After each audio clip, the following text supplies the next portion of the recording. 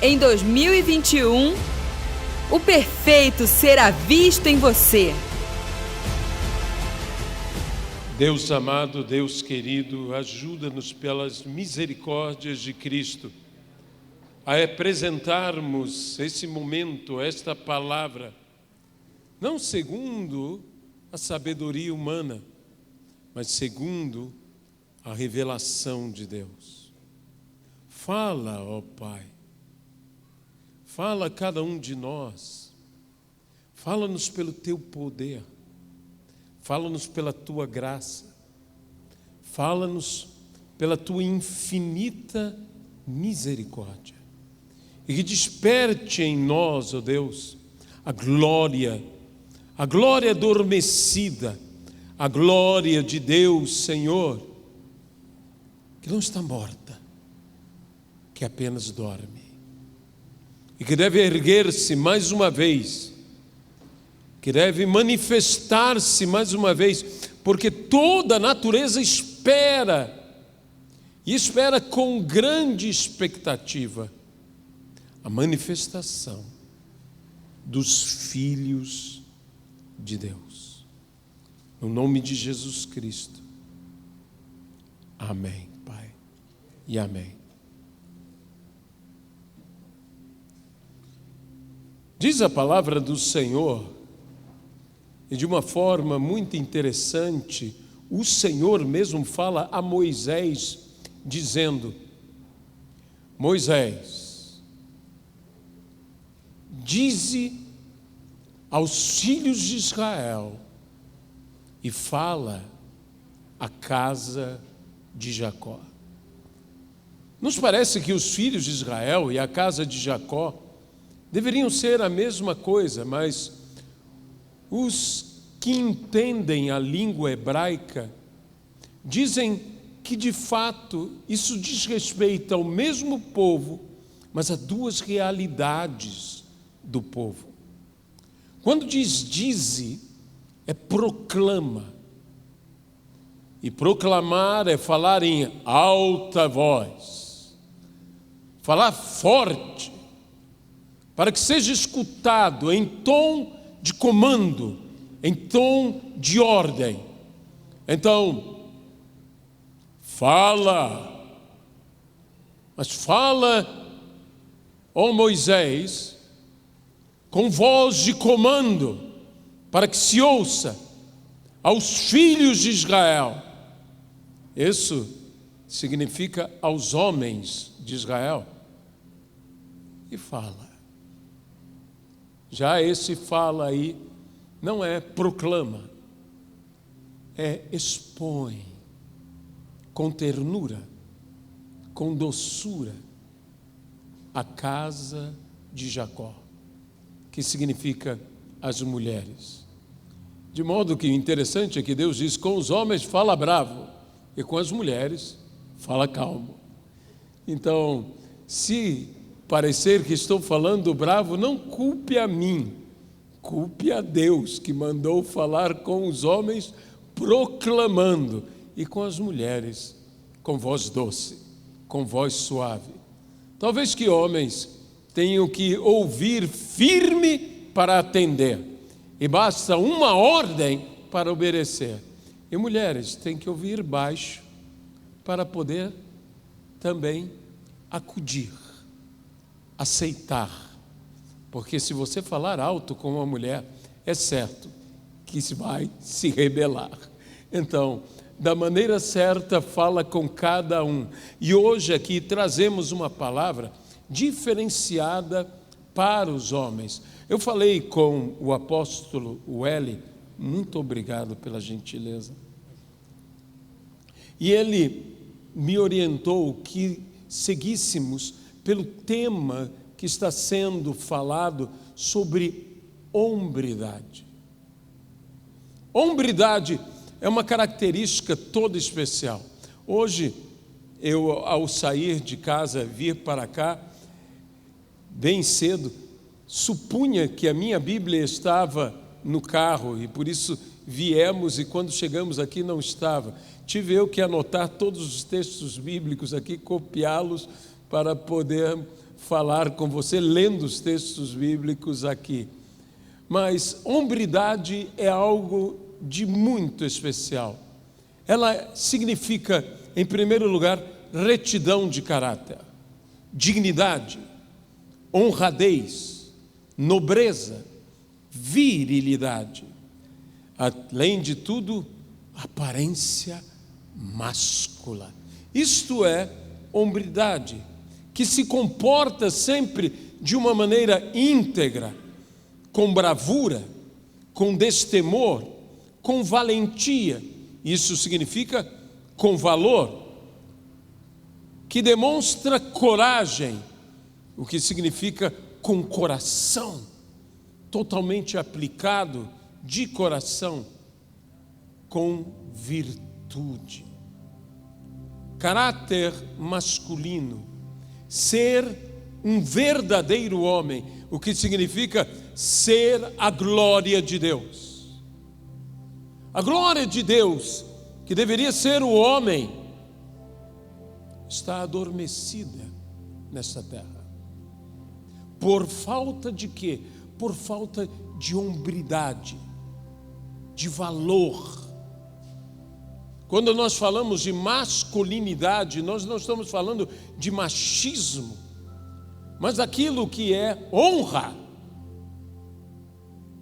E honra vem da palavra honor, que dá a palavra no latim honestidade.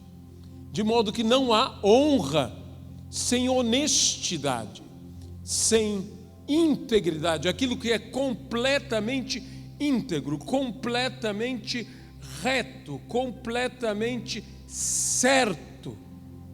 É aí que nós encontramos a verdadeira hombridade. Deus procura homens para que manifestem a hombridade, e nesta hombridade há a manifestação da glória de Deus. É interessante, nós pensávamos muito sobre a pessoa de Adão. A pessoa de Adão foi criada por Deus para ser a glória de Deus. E por isso, Adão em si possuía o que era a hombridade. E como disse, a hombridade em nossos dias está algo muito raro de se ver. Onde está a honra? Onde está a glória? Onde está a nobreza? A dignidade?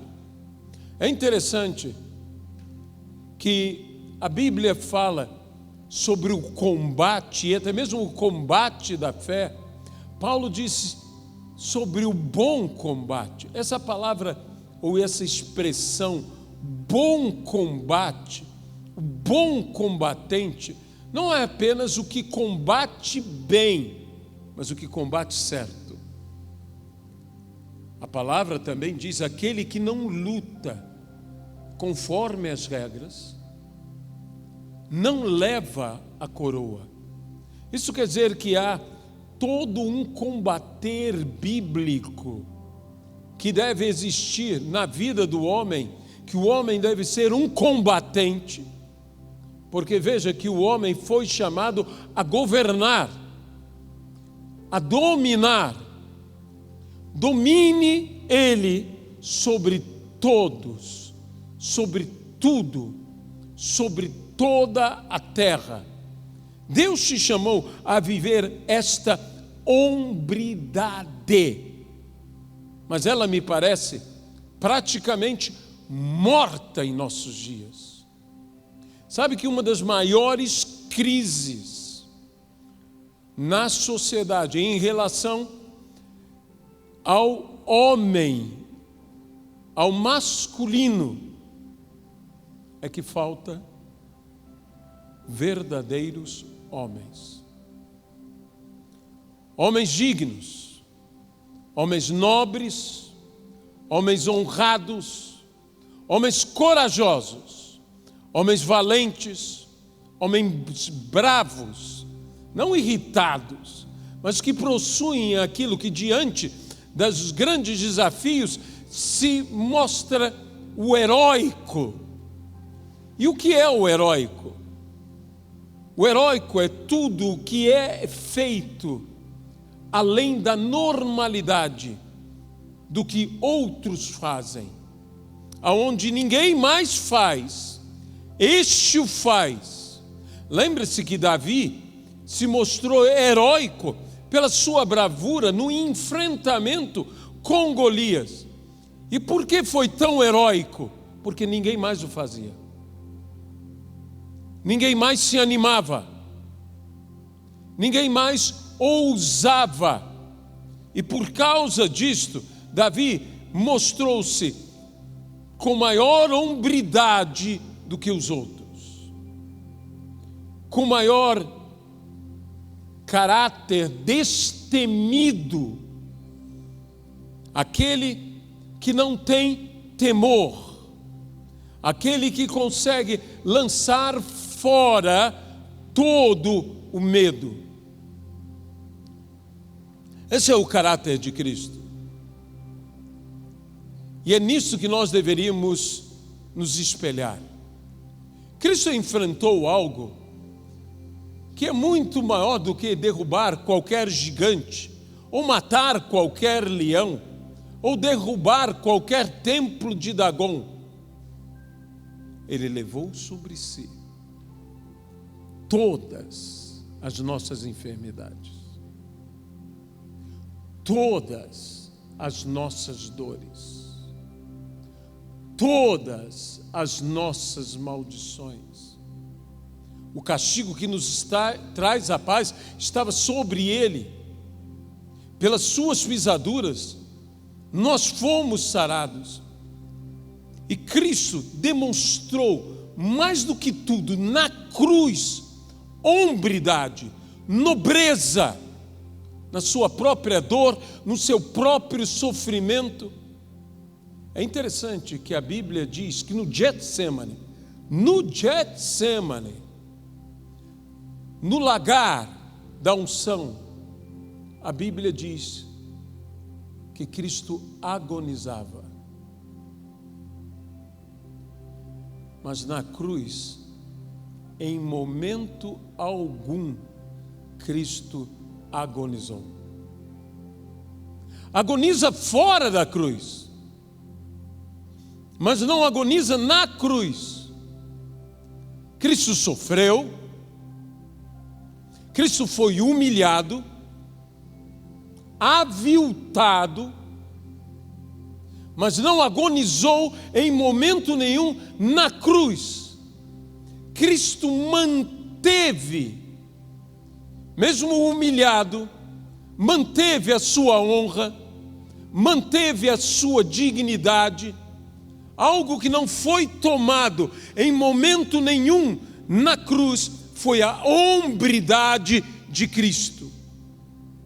Ele foi crucificado honrado, ele sofreu honrado, ele morreu honrado, e Deus lhe deu um nome acima de todos os nomes.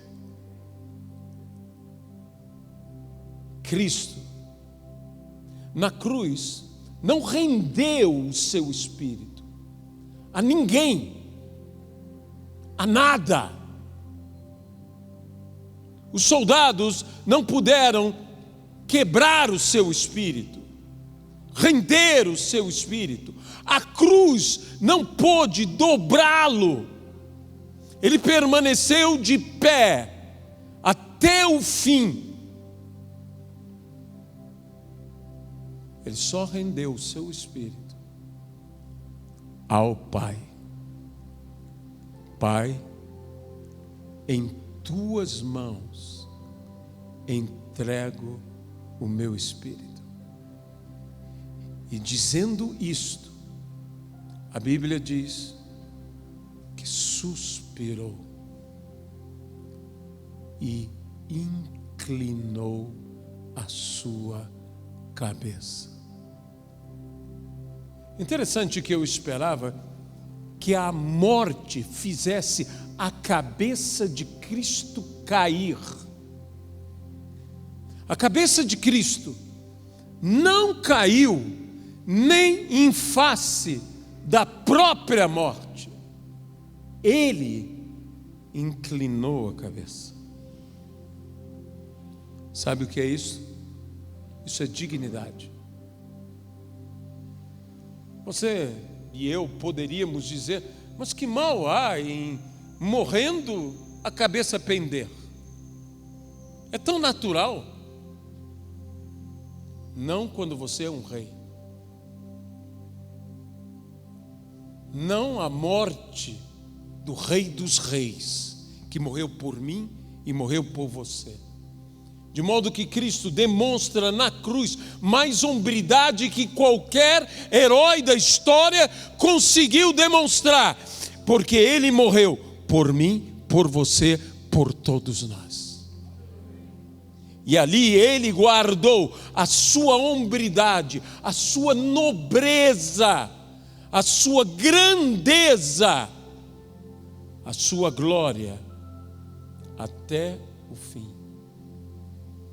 O ser um verdadeiro homem. E ele, sendo o segundo Adão, ou o último Adão, nele somos não só formados, reformados. Não só feitos, refeitos, transformados. Nós entramos numa realidade que precisamos descobrir agora, como trazer de novo à vida neste mundo a hombridade. O ser um verdadeiro homem, que eu digo que é guardar a glória de Deus. Por isso a hombridade tem a ver com retidão de caráter. Por isso a hombridade tem a ver com dignidade. Por isso a hombridade tem a ver com honradez. Por isso a hombridade tem a ver com nobreza. Por isso a hombridade tem a ver com virilidade, com a aparência real, verdadeira,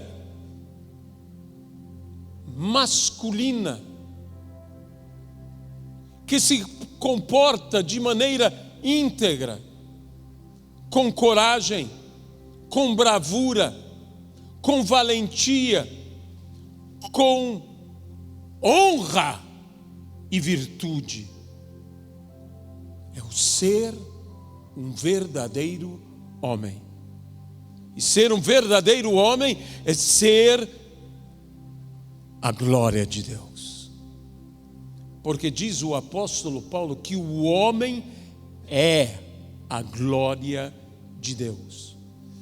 Você tem que encarnar esta realidade como homem, ser a glória de Deus. A Bíblia nos diz que tendo Deus feito todas as coisas, criou o homem. Interessante essa expressão, porque isso quer dizer que tudo neste mundo, não importando o valor que o mundo dê, com exceção do homem, não passa de coisas. Posses são coisas, ouros são coisas, a glória deste mundo são coisas. Só o homem não é uma coisa. Veja, tendo Deus criado todas as coisas, criou o homem. O homem não é uma coisa, o homem é uma pessoa, é uma personalidade. O homem é a glória de Deus.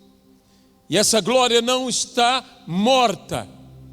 Porém, como disse Jesus a respeito da filha de Jairo, ela dorme. Ela está adormecida. É por isso que toda a natureza espera ansiosamente a manifestação, o despertamento dos filhos de Deus. Uma coisa é ser homem, outra coisa é ser humano.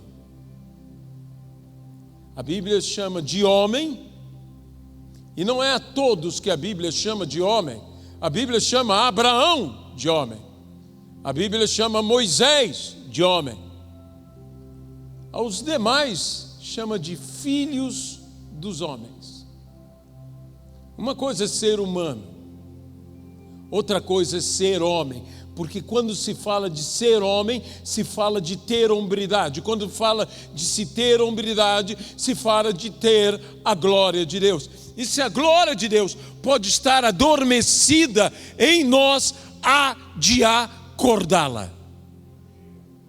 E como podemos despertar a glória de Deus?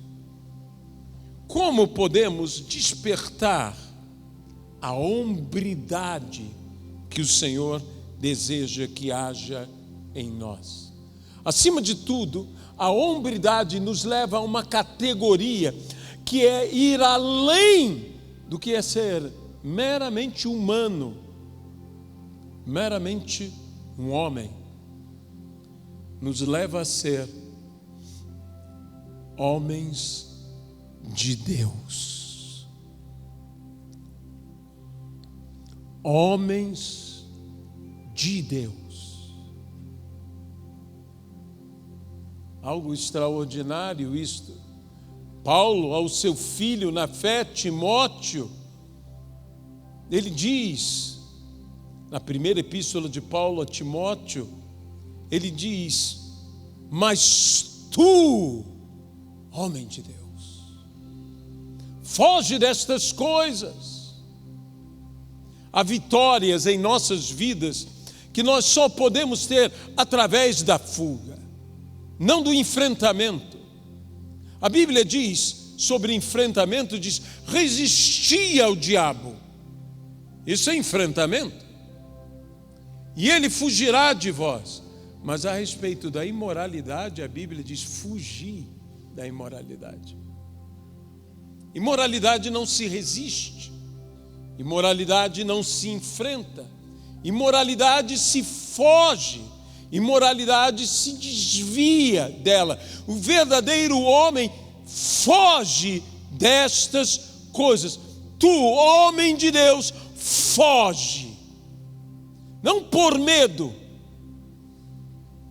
mas por temor. Não as coisas, mas a Deus, que é o princípio de toda a sabedoria. Não é qualquer um que é chamado homem de Deus. Moisés é chamado homem de Deus. E veja a mudança da postura de Moisés quando Deus o chama e o entrega ao seu ministério. Disse Deus: o que é que você tem em suas mãos? Um cajado, Senhor. Lança diante de mim. E o cajado se torna uma serpente. E Moisés fugia da serpente. Moisés não estava fugindo apenas naquele dia. A Bíblia nos fala que durante 40 anos Moisés fugia, porque ele saiu do Egito, fugindo do Egito. E Deus agora diz: toma em tuas mãos, toma pela cauda o que temes, do que foges, mude totalmente a sua postura. Havia uma hombridade, uma honradez, uma dignidade, uma nobreza, uma bravura, uma coragem, uma valentia, uma grandeza adormecida em Moisés.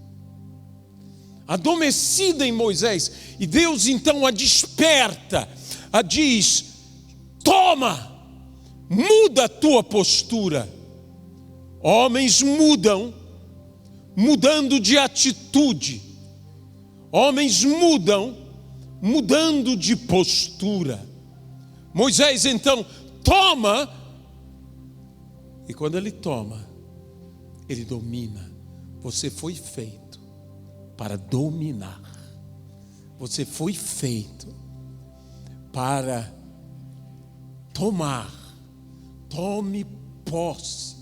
Hoje, pela graça do Senhor, nós esperamos que aqui Deus desperte em nós a verdadeira hombridade, a verdadeira masculinidade, o ser a glória de Deus. É essa a minha oração. E tudo começa em Gênesis. A Bíblia diz, e diz em Gênesis capítulo 1, no versículo 26, que Deus tomou uma decisão. No meio da criação, disse Deus, e eu digo a Deus, porque Ele disse: façamos o homem à nossa imagem e à nossa semelhança. Deus falou com Deus. É interessante que quando Deus cria as aves, Deus fala ao ar, ao vento, e diz que se produzam os enxames de vida. Ao mar diz: produzam-se enxames de vida. A terra diz: produzam vida. Sejam os vegetais, sejam os animais. Por quê? O ambiente, a natureza do animal, do vegetal, é a terra. O ambiente, a natureza, a naturalidade da ave é o céu. O ambiente, a natureza dos peixes é a água, é o mar. Mas note que Deus, embora tenha feito o homem do pó, Ele não diz à terra que o homem seja feito. Deus diz a Deus. Deus fala a sua própria natureza. Deus fala ao seu próprio interior: façamos. Logo, o ambiente do homem, o ambiente natural do homem, é a pessoa de Deus. Ele é a glória de Deus. E onde deve estar a glória de Deus? Em Deus. De modo que você lerá nas Sagradas Escrituras incessantemente em Cristo somos novas criaturas. Tudo podemos em Cristo que nos fortalece. Somos mais que vencedores em o teu lugar é em Deus. O teu lugar natural, a tua origem está em Deus. Está no próprio Senhor. Mas a Bíblia diz em Gênesis capítulo 2, versículo 6, versículo 7, diz: e Deus ainda não havia feito chover sobre a terra, mas um vapor subia da terra e regava a terra. Então, e somente então, Deus fez o homem e o fez do pó da terra. Eu sempre digo, já disse aqui e volto a dizer agora, que foi necessária essa umidade primordial para que o homem fosse formado. O homem não é apenas um pó elevado, ele é juntado, ele é unido. Se não houvesse aquela umidade, aquele vapor que subia e que regava a terra, o pó não assumiria forma. O pó, quando Deus soprasse, seria levado. De modo que aquela umidade manteve erguido o pó e não permitiu que o pó fosse espalhado. Essa umidade tem que estar em nós. Há um vapor que sobe, há uma glória que sobe, e com a mesma glória que sobe, essa glória rega. E nossa vida tem que ser formada assim, do pó. E não desvalorize o pó. Diz a palavra no livro de Daniel, naquele sonho famoso do rei Nabucodonosor, daquela estátua famosa no sonho, que uma parte, a parte superior era de ouro, depois de prata, depois de bronze, depois de ferro, depois de barro e ferro. E diz, e veio aquela pedra e reduziu tudo a pó. E surgiu uma grande cidade, um grande reino, que jamais será derrubado. E esse reino surgiu do quê? Do pó, de homens que são pó. Não importa que alguns pensem ser ouro, que outros pensem ser prata, que outros pensem ser bronze, que outros pensem ser ferro, outros barro e ferro. No final, quando a pedra rola sobre nós, todos viramos a mesma coisa. Viramos pó. Porque é do pó que Deus forma o homem. É do pó que Deus ergue o homem. Agora a pergunta é a seguinte: como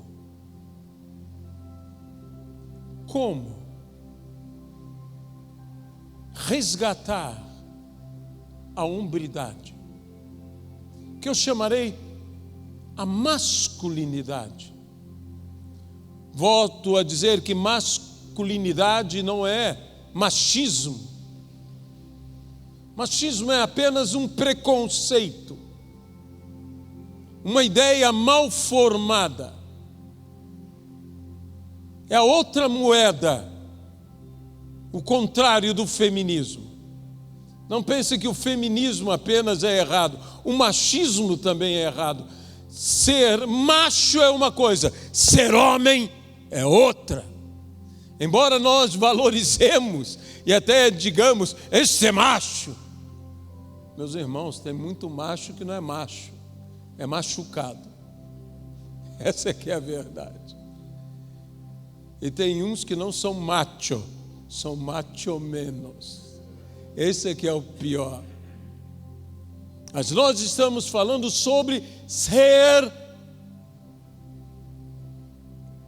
glória de Deus, ter hombridade. Como restaurar? Nós temos que ir a Gênesis. Nós temos que ver os princípios em Gênesis do homem que era a glória de Deus antes de sua queda. Porque Cristo restaurou todas as coisas. E Ele restaura a glória e nos dá glória e superior glória. Mas se nós queremos entender como resgatar, como restaurar a hombridade, a masculinidade, a nobreza, a dignidade do homem, nós temos que ir a Gênesis. O primeiro princípio para se restaurar, para se resgatar a verdadeira masculinidade que leva a marca de sermos a glória de Deus, de despertarmos de novo a glória de Deus na nossa vida, está no cultivar e guardar. Aquilo que em Gênesis 2:15 foi dito, que Deus colocou o homem no jardim para que esse cuidasse, para que esse cultivasse e guardasse. Cultivar é trabalhar as coisas para que essas cresçam. Cultivar não é só semear. Cultivar implica em arar a terra, em preparar a terra, em lançar a semente, aí é o semear, em regar a terra. Paulo disse: eu plantei, outro regou. Regar a terra faz parte do cultivo. Em esperar crescer,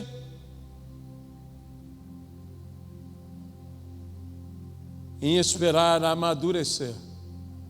A Bíblia diz que semeia-se, primeiro vem a relva, sabe, vem o que você olha e diz: mas isso não é o que eu quero, mas você tem que esperar. Depois vem o fruto, a espiga, mas ainda não é o fruto maduro. E vem então o fruto maduro, mas ainda isso não é tudo do ato de cultivar. O ato de cultivar também é o ato de colher. E o ato de trabalhar o que é colhido. Então, cultivar é algo que é um processo. E se você deseja resgatar, a primeira coisa que você deve aprender é a cultivar. A palavra cultivar dá origem a uma palavra muito interessante chamada cultura. Sabe, o homem foi expulso do jardim, não sem primeiro ter aprendido a cultura do jardim, para que o homem pudesse cultivar o mundo inteiro segundo a cultura do jardim, segundo o modelo do jardim, para que o mundo inteiro virasse um jardim. Então o homem é expulso do jardim, mas o homem leva com ele a capacidade de cultivar, mas também é guardar. E guardar implica no quê? Em proteger. Pensamos nós, não só proteger, sustentar. Você não protege apenas de inimigos exteriores, também de inimigos interiores. Proteger e sustentar.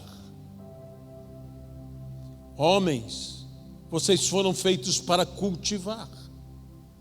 O homem é um cultivador, não só um semeador. Sabe, eu ouço muito palestra de casais, e é dito, e é verdade, o homem é um semeador, tanto que você lança sêmen.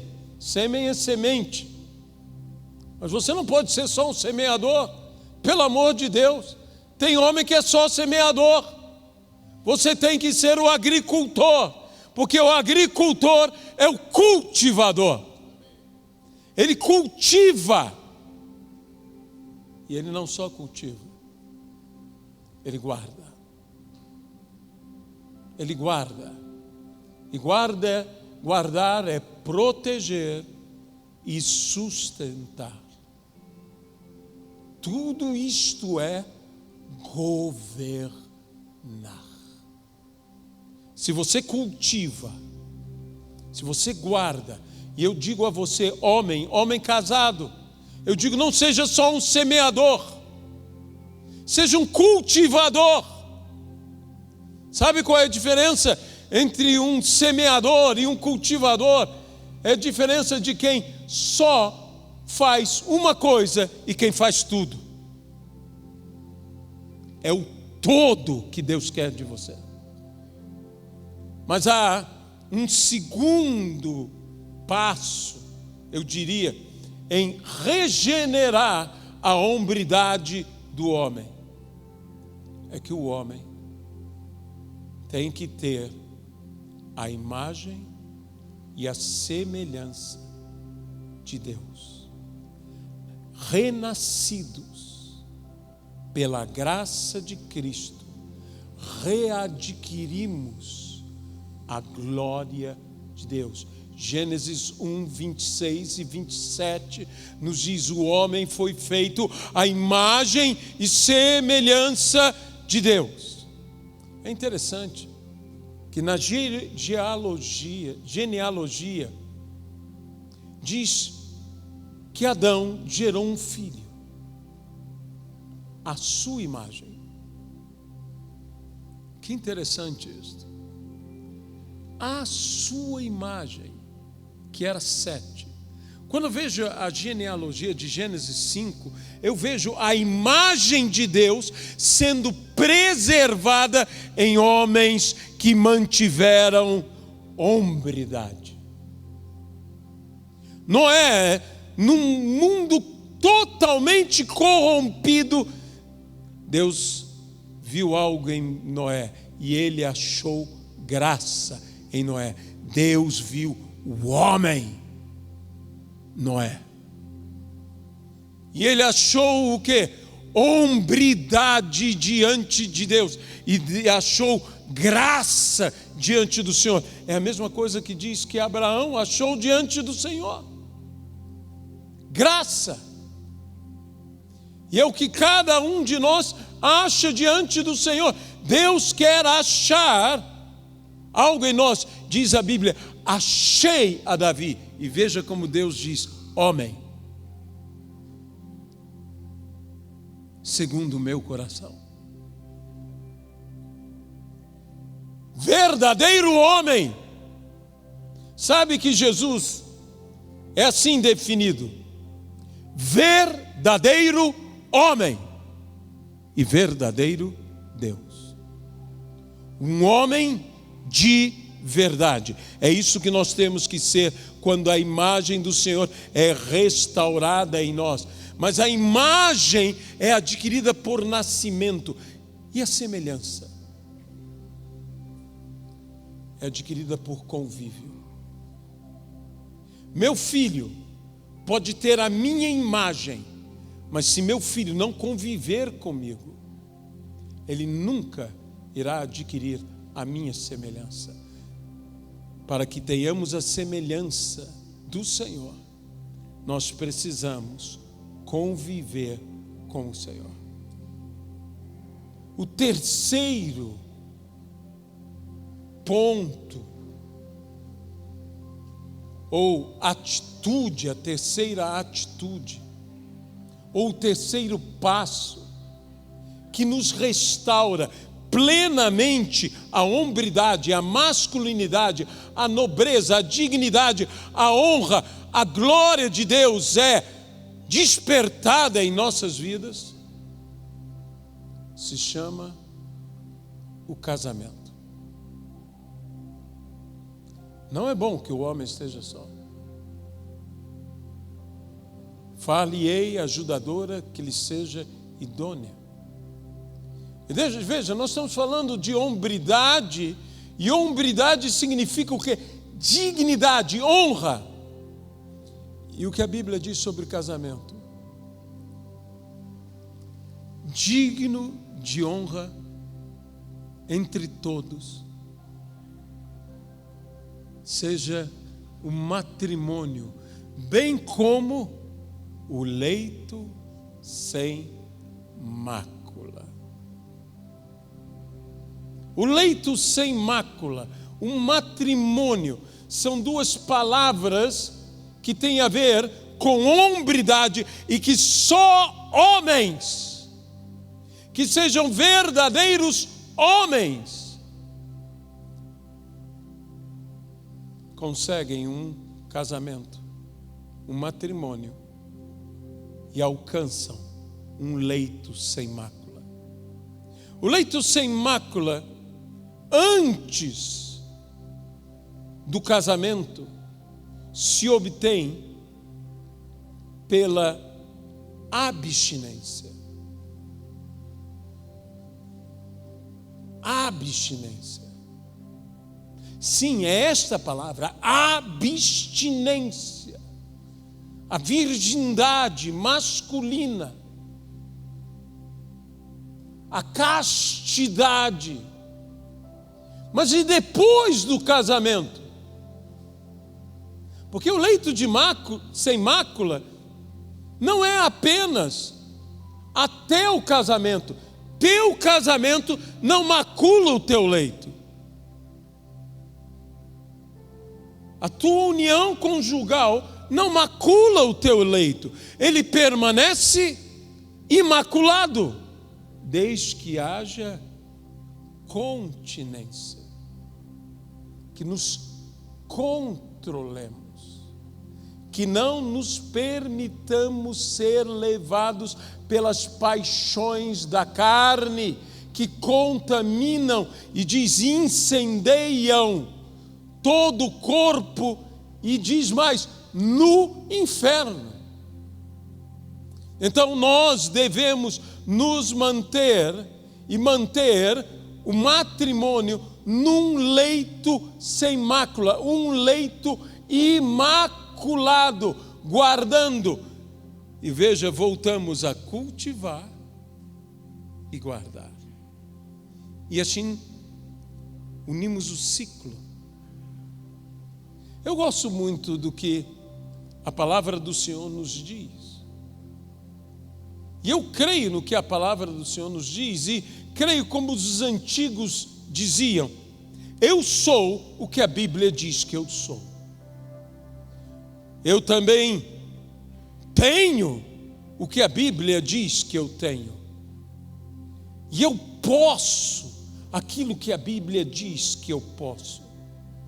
Mas se estamos falando sobre toda esse resgate, essa regeneração da nossa masculinidade, eu estou falando de restituir a identidade de Cristo, a glória de Deus em nós.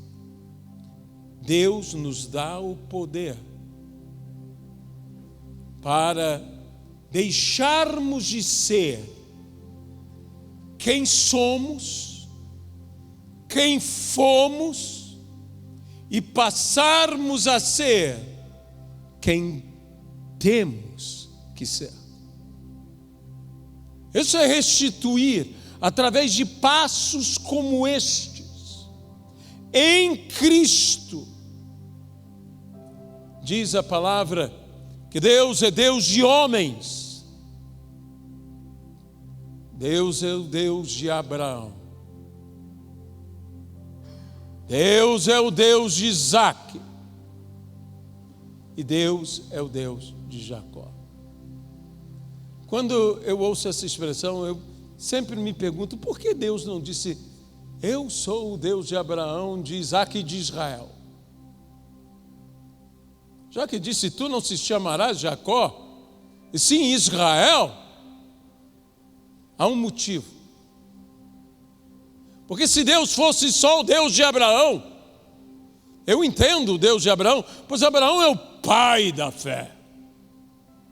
Como Deus não seria o Deus de Abraão? Pois Abraão é o pai da fé. Quando eu penso que Deus é o Deus de Isaac, como ele não seria o Deus de Isaac? Visto que Isaac é o filho da promessa. Ora, se as coisas parassem aí, nós estaríamos perdidos. Mas graças a Deus que Deus não é o Deus apenas de Abraão, Deus não é o Deus apenas de Isaac, Deus não é o Deus apenas dos grandes, Deus também é o Deus dos Jacós, daqueles que não são tão perfeitos assim, daqueles que não são tão a promessa assim, daqueles que não são tão assim, daqueles que têm falhas, daqueles que erram, daqueles que caem, daqueles que tropeçam, daqueles que mancam. Deus é o Deus de Jacó, mas o mais maravilhoso é que Ele é o nosso Deus.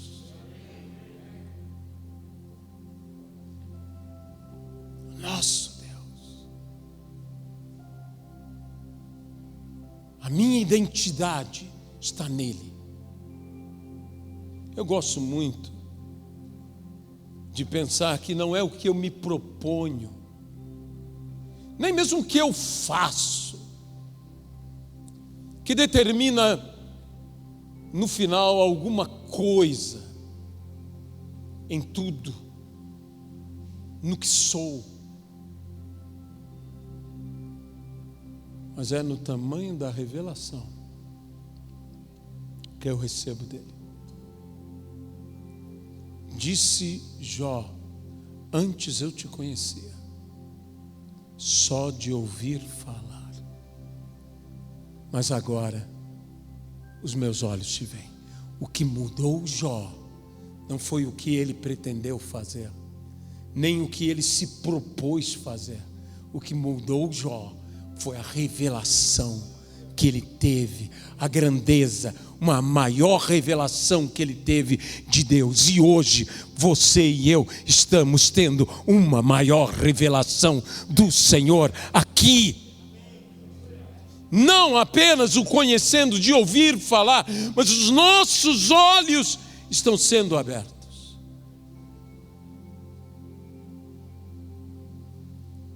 Moisés, homem de Deus.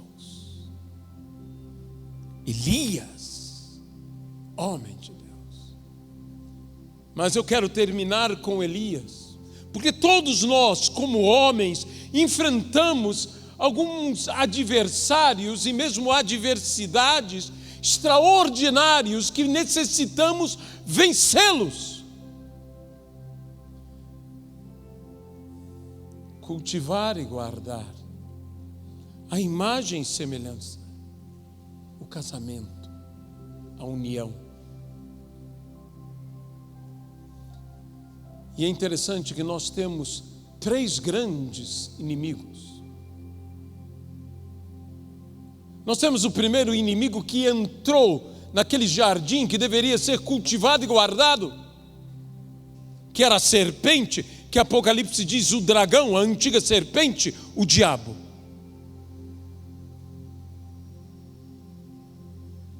Nós temos outro inimigo que só podemos vencê-lo mediante a fé, que tenta roubar totalmente a imagem, a semelhança de Deus em nossas vidas, que é o mundo. Tanto que nós falamos mundanos, mundanizados. Isso rouba o pecado, o mundanismo, a corrupção, rouba a imagem e a semelhança de Deus em nossa vida. É outro inimigo que tem que ser vencido. Por fim, nós temos um inimigo que destrói todo relacionamento, todo casamento. Não é nem tanto o mundo, nem tanto o diabo, mas infelizmente é a nossa carne. Por de onde procedem as guerras, as divisões, as facções? Não é da sua carne? Não é do nosso coração carnal? Não é da nossa carnalidade? Da onde vem o adultério, a infidelidade, a prostituição? Tudo isso não vem da carne? É outro inimigo que nós temos que vencer. 3 inimigos a serem vencidos, para que finalmente a hombridade, a glória se levante no homem mortal. E eu vejo que Elias, homem de Deus, disse a frase: se sou homem de Deus. Se sou homem de Deus, algo vai acontecer. Foi quando os 3 capitães, note, 3 capitães, e eles nunca vêm sozinho. Não pense que o diabo vem sozinho. O diabo vem acompanhado de toda sorte de demônios, de toda sorte de tentações, de toda sorte de males. O diabo vem acompanhado. Eles andam em bando, em capitanias. Lá vem o capitão, com seus homens. Diz: homem de Deus. Veja o que ele diz: desce. Sempre vão querer que você saia, que você desça. O diabo quer que você caia. Ele pode te oferecer até mesmo glórias. Ele disse a Jesus: todas as glórias do mundo eu te darei, se prostrado. Veja, ele oferece glória, mas o que ele dá é prostração. Ele leva a lugares altos, mas o que ele entrega é quedas. Ele oferece pães, mas o que ele dá é pedra. O diabo não te dá o que ele diz que te dá. O diabo te dá outra coisa, porque ele é o pai da mentira, ele é mentiroso. E não confie em promessa de Filisteu, pelo amor de Deus. O que disse Golias: se vocês me vencerem, nós te serviremos. E serviram. Mas, no entanto, Davi venceu. Não confie nas promessas das trevas. Trevas mentem. Ai do homem que for atrás das promessas das trevas. Então disse Eliseu: se sou homem de Deus, venha fogo sobre ti e sobre os teus. E veio fogo e consumiu o primeiro inimigo, que eu chamo o diabo. Mas quando você vence o diabo, não pense que você venceu tudo, porque depois do diabo virá um segundo capitão. Virá o mundo. Virá o mundo, e o mundo sempre segue ao diabo. Onde o diabo vai, o mundo vai atrás, porque o mundo jaz no maligno. Sabe, não se apegue muito a este mundo, porque esse mundo já está condenado. Não fique agarrado ao pó, porque o teu destino, eu volto a dizer, é a glória. Amém? O teu destino é a glória, porque você foi feito para ser a glória de Deus. E o segundo capitão, o mundo, também vem, e vem com todos os seus. O mundo também não vem sozinho. O mundo vem com todo o pecado, com toda a corrupção, com toda a sedução, com tudo que o mundo tem. Mas Jesus disse: tenham bom ânimo, eu venci o mundo. Eu venci o mundo. Nós podemos ter adversidades, mas Deus nos promete uma vitória, ouça-me, mundial. Deus te promete vitória contra tudo e contra todos. Uma vitória universal, uma vitória completa. E então Elias diz pela segunda vez: se sou homem de Deus, venha fogo sobre ti e sobre os teus. E assim foi. E vencido está o mundo.